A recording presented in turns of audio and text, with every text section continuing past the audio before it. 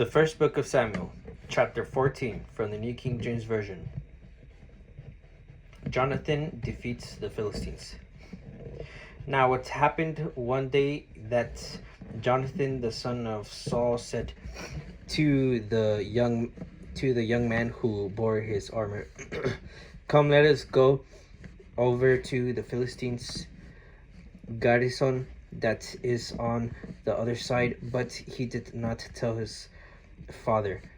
And Saul was sitting in the outskirts of Gibeah under the pomegranate tree, which is in Migron. The people who were with him were about 600 men. Ahijah, the son of Ahitub, Ichabod's brother, the son of Phinehas, the son of Eli, the Lord's priest in Shiloh, was wearing an ephod, but the people did not know that Jonathan had gone.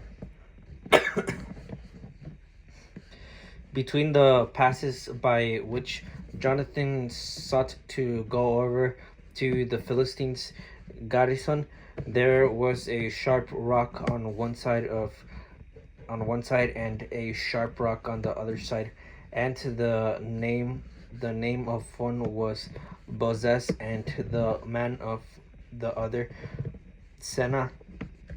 The front of one faced northward opposite Michmash, and the other southward opposite Gibeah. Then Jonathan said to the young man who bore his armor, "Come, let us go over to the garrison of these uncircumcised.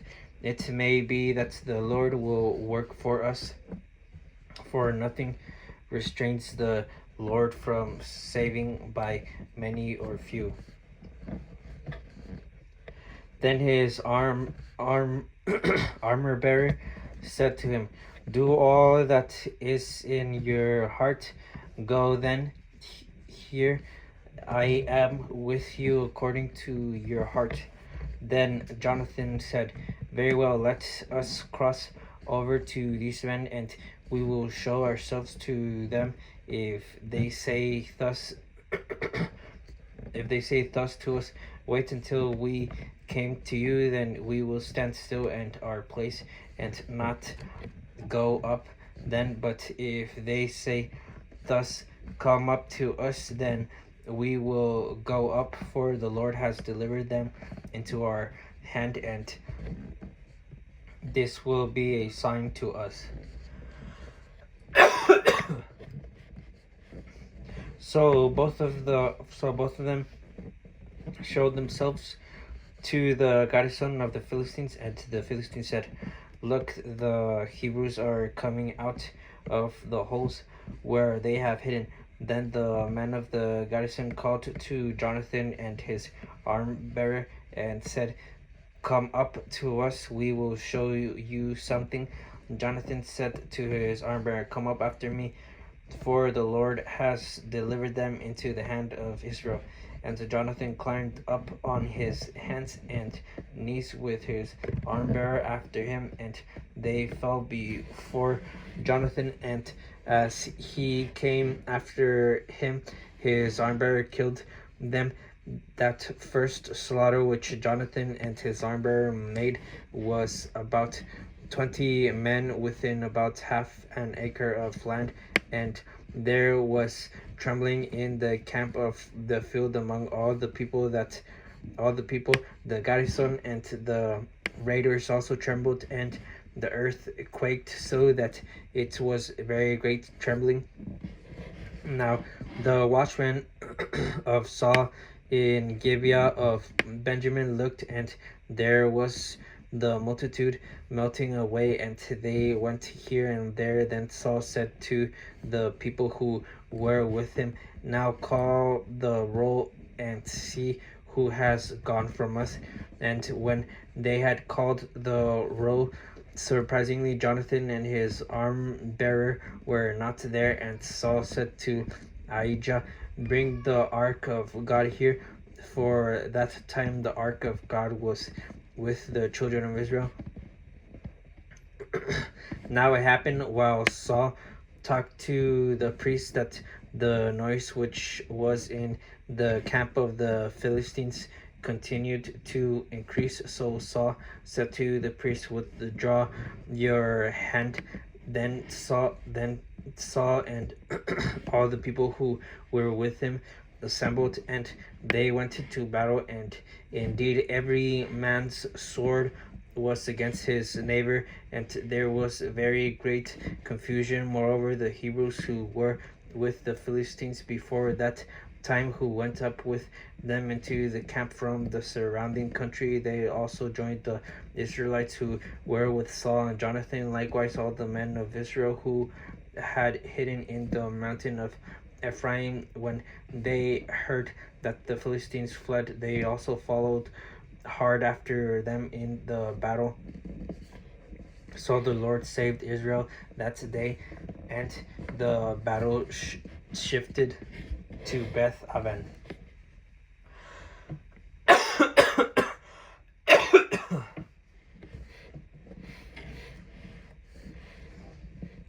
Saul's rash oath. And the men of Israel were distressed that day, for Saul had placed the people on their oath, saying, "Cursed is the man who eats any food until evening, before I have taken vengeance on my enemy." So none of the people tasted food. Now all the people of the land came to a forest, and there was honey on the ground, and when the people had come into the woods, there was honey dripping, but no one put his hand to his mouth, for the people feared the oath. But Jonathan had not heard his father. His father charged the people with the oath. Therefore he stretched out the end of the rod that was in his hand, and dipped it in the honeycomb, and put his hand in his mouth, and his competence brightened. Then one of the people said, "Your father strictly charged the people with the oath, saying, 'Cursed is the man who eats food this day,'" and the people were faint. But Jonathan said, "My father has troubled the land. Look now how my countenance has brightened, because I tasted a little of this honey. How much better if the people had eaten freely today of the spoil of their enemies, which they found, for now would there not have been a much greater slaughter among the Philistines." Now they had driven back the Philistines that day from Michmash to Aijalon. So the people were very faint, and the people rushed on the spoil, and took sheep, oxen, and calves, and slaughtered them on the ground, and the people ate them with the blood. Then they told Saul, saying, "Look, the people are sinning against the Lord by eating the blood." So he said, "You have dwelt treacherously. Roll a large stone to me this day." Then Saul said, "Disperse yourselves among the people, and say to them, 'Bring me here every man ox and every man's sheep. Slaughter them here, and eat, and do not sin against the Lord by eating with the blood." So every one of the people brought his ox with him that night, and slaughtered it there. Then the people built an altar to the Lord. This was the first altar that he built to the Lord. Now Saul said, "Let us go down after the Philistines by night, and plunder them until the morning light, and let us not leave a man of them.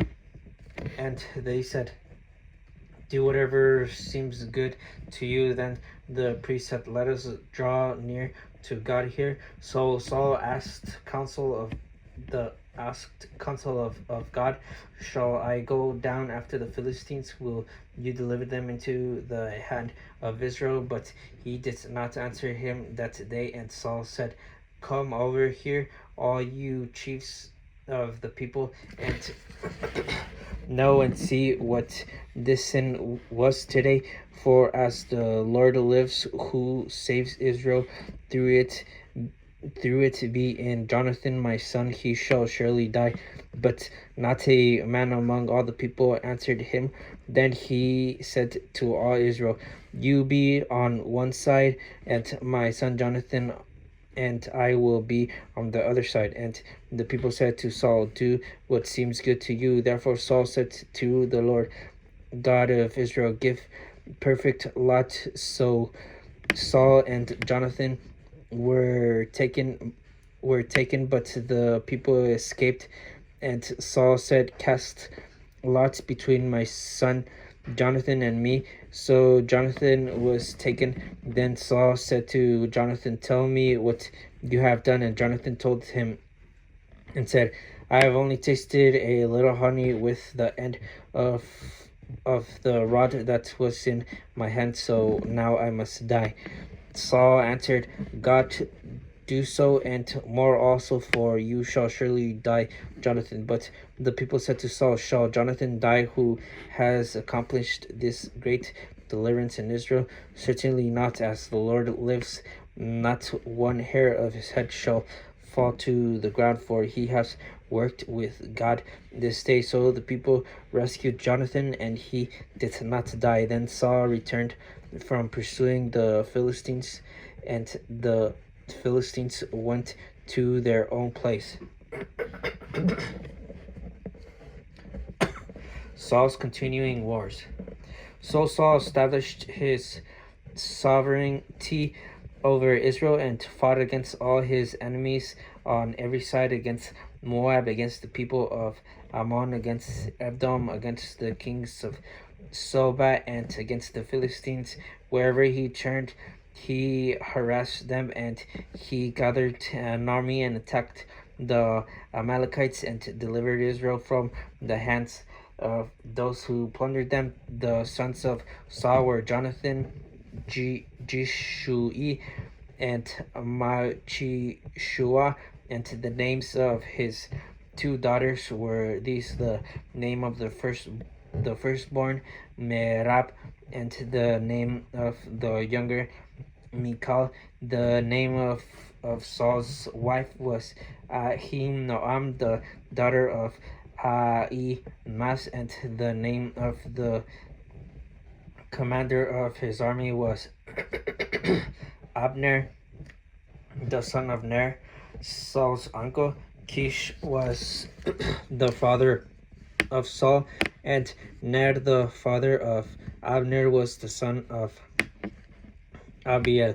Now there was fierce war with the Philistines all the days of Saul, and then Saul saw any.